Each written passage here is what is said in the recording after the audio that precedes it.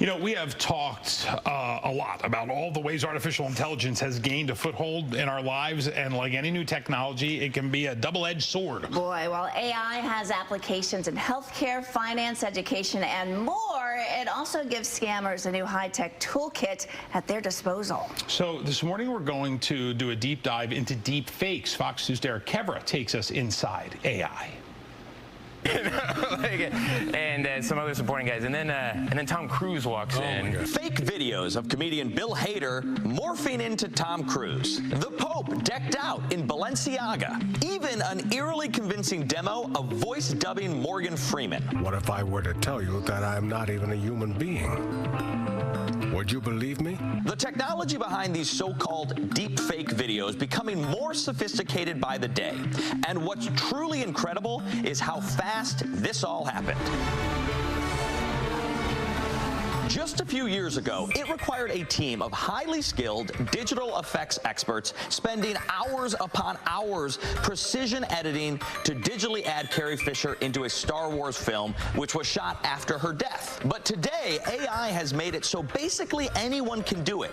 And unfortunately, anyone includes scammers. There was a CEO of a bank that transferred over 100,000 pounds. The chairman of the board or something called and said, transfer 100,000 pounds into this account. He did it. He thought it was that person. It was something that was 100% real to him. But it was fake. But it was 100% fake. JJ Ryan is a cybersecurity master's student and an expert on deep fakes. He says scammers and con artists aren't necessarily copying celebs to trick you. Instead, they're copying your loved ones. They'll say, hey, I'm in terrible trouble. I've been kidnapped. Somebody's got a gun to my head. You know, that kind of thing is going to come up very often. And it'll be believable because it's their voice. Ryan is part of a team at Oakland University, working not on creating deepfakes, but on detecting them. The team is led by Professor Khalid Malik, who has been studying deepfake technology for more than a decade. These days, technology has advanced up to an extent that we just need 1 minute of samples to create anyone's voice. Professor Malik says these malicious deepfakes are only made possible because we all have given scammers the tools they need to copy us. Where they're getting a lot of this training data is on social media. You post videos of yourself. Maybe your children are posting videos of themselves, and they're getting this training data and they're using it to make these deepfakes. That's right. All of your own pictures and videos used against you. But surely the people you know and love and talk to every single day, well, you'd be able to tell it wasn't them, right? Well, that's what we thought. So we devised a little test. We created a deepfake of me. The story is that I got a haircut, and in the process, I accidentally shaved my head. So I'm freaking out. It looks awful. It's gonna take months to grow back in. Keep in mind, this is not my voice at all. It was created entirely by AI. Hello? Wait a minute, I gotta talk fast because I don't have much time. I made a big mistake and I need your help talking through it. I'm about to get a haircut today and the stylist went a little too far up with the clippers, essentially shaved half my head. Okay, no, that's not funny. Dude, stop laughing, this isn't funny. So I'm freaking out. It looks awful. It's gonna take months to grow back in. Can you explain all of it to Laura and Gray? I can't look them in the eye. Tell them I need to take time off to figure out what to do next. Maybe take unpaid time off. I don't know. Wait, are you being serious right now?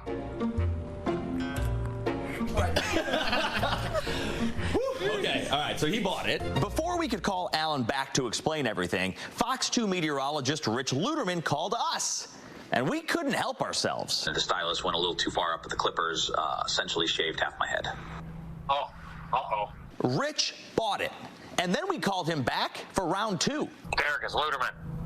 Hey, dude, don't worry. That wasn't me. That was a deep fake recording I had made of me by a team at Oakland University for our Inside AI story. I was thinking, what the is going on, man? Did you believe that was me? Yes, it sounded like you. Well, what's really interesting was those last 2 bits weren't me either. So this is the first time you're actually talking to me, Derek, as a person. Dude, that is up. Eventually, Eventually, we got Alan back on the phone. It sounded like me. Oh, for sure. I mean, it sounded like something was amiss, right? But in the moment, I didn't think it was your voice. I thought it was your behavior, right? Because that's like anti-Derek. If you would have told me to call and give you my credit card number and give you $1,000 to save your life, yeah, for sure, I would have. Totally, Yeah. 100%. And that's the scary part. It's not all fun and games. Deepfakes being used to scam the people who know you best, like your parents. I was just pulled over because I was texting and driving, thanks to the new law in Michigan. And I guess my registration expired, which I had no idea about. The cop is going to arrest me, but I called a lawyer who said he can fight it if I can pay him a $1,200 retainer fee. This kind of sounds like a scam. Let me call you right back again to verify this. My mom, having heard of scams like this, simply refused to respond. Everything you just heard was made by a computer, was not me. That's incredible, because it sounded just like you. And that was 100% the right way to handle it. Be skeptical. You know, that's going to be your number one defense. Be skeptical. You know, I saw a great meme on Facebook the other day. Treat every day as if it were April Fool's Day, and have that kind of skepticalness. Skepticism, vigilance, and also being proactive. Call me when you're done. I'll be here. If I call you, are you going to believe it's me, though? Yes, I'll believe it's you. We'll do like a secret password. So you're going to say, like Rumpelstiltskin. So then I'll know it's you. Those tools and tricks will help protect you from deepfake scams. But there's still another lingering threat to consider: misinformation fueled by AI. The biggest worry that people like us have is, what if deepfakes start appearing in the democratic institutions? What I would say is, you think that fake news was bad in the last election? Wait for this one. We're hoping that people will have the ability to detect those and not air them, but it may go out on the airwaves at some point. You know, I like to say that sooner or later CNN is going to air something that's going to be 100% fake, and the world's going to change on a dime. That's a question we definitely want to explore further. So coming up in our Inside AI series, we're going to be talking to Secretary of State Jocelyn Benson to find out exactly how Michigan plans to tackle the growing threat of AI-fueled misinformation. By the way, there's a lot more behind-the-scenes video from our deepfake prank call session with Alan, Rich, and my parents. We're going to post that to our website, fox2detroit.com. For Inside AI, I'm Derek Kevra, Fox 2 News. You don't need to go watch that. That's fine. Yeah. The extended, that man. It just does something to your brain. I thought you were sharper than that. I really did. Yeah, I sure am not. In my defense, it was the time of the day. Literally, he called me, and then the 3 children who had been gone all day ran into the house. So my brain was in different spots. Regardless, I would have fell for it. What were you thinking, though? Were you thinking, like, is this like? Yeah, well, here's the thing. That's not Derek's behavior at all. That's the most opposite of Derek behavior. He is a stable individual. So my brain actually said, instead of imagining that the voice was not him, I said he broke. I said, we lost Derek. The Derek we once knew is gone. So it's just funny the things your brain will do. I thought for sure it was him. Like, I wonder, can AI, like, real-time deep fake your voice, like, in the moment? That program took time. That program did take some, it was all pre-written. So I don't know if it can yet. I'm sure it will soon if it can't already. And those are college students doing it, right? That's a good question. That was a university, yeah. Incredible. Yeah, so if I wanted to be like reporting live from Studio A, J Towers, Fox 2 News. It would do it. They would do it. Yeah. They would do it. Fox 2 News. Fox 2 News! How long were you sitting there for? The entire package. Were you there for I've been at this seat all morning long. My knees are... He's got like 3 coffees already. We thought to ourselves, look, if we're going to trick Alan once and then twice, we might as well trick That's not a trick. times. You were crouched in a corner. You didn't trick me. Yeah, I mean, your hair looks nice, by the way. Thank you. So what's funny about that story? So first off, crazy, right? Right. Yes. Like, how nuts was that? So there's more to the story, and we wanted to try to mess with Alan as much as we could, which is But why you we did. that. No, I was. But it was funny because we hung out the day before I shot that. I got my hair cut the day that we hung out.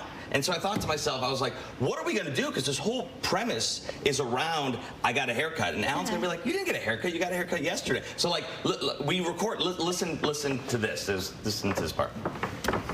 Wait, so what is he doing tomorrow? With his hair? Yeah. I don't know. But I kept asking him. And then he just kept saying they're going to fix it. So I decided to let him live in that reality. If they're going to fix it, they're going to fix it. I don't know how you make something longer. But let's just let him. All right. See how that goes. Oh, and we saw how that went. So none of it made any sense at all, but I still accepted it. Right. It made no sense, and I knew that was okay. You know what I was most nervous about this whole time? Yeah. He's been under there so long that I thought during the story you were going to start bad-mouthing him. And I was like, oh no. His haircut did look dumb. What an idiot. What an idiot. I'm like, yeah, he'd say that in person. Yeah, that didn't bother me. No, Alan was a good sport. Rich was a good sport. Yeah. My parents were good sports. I was super nervous to call them. Yeah. Because, you know, you don't want them to... Well, especially with that. When you tell your parents you're going to be arrested, I mean, you should have given them the haircut story. Yeah. They did a great job, though. Yeah. It was funny because my dad was following along, and he was like, okay. But then something clicked, and he was like, this doesn't sound right. Yeah. My mom made me laugh because she didn't say anything. Like, I'm like, is she still there? She was on the phone. She just didn't say a word, which I was like, hey, either one works. Yeah, she's either one processing was right. everything. Right. Yeah. Shows you how real all this is, though. How it's crazy, and there's more. So we look forward to the next one. The most shocking part is that Luder only swore one time. Right. Twice. Probably that was aired. Yeah, that's All right. Good job, So Derek. stay Thanks, guys. skeptical, right? Yes, and thank you, Alan. Yeah, Sorry no, that's great. Don't be sorry. So many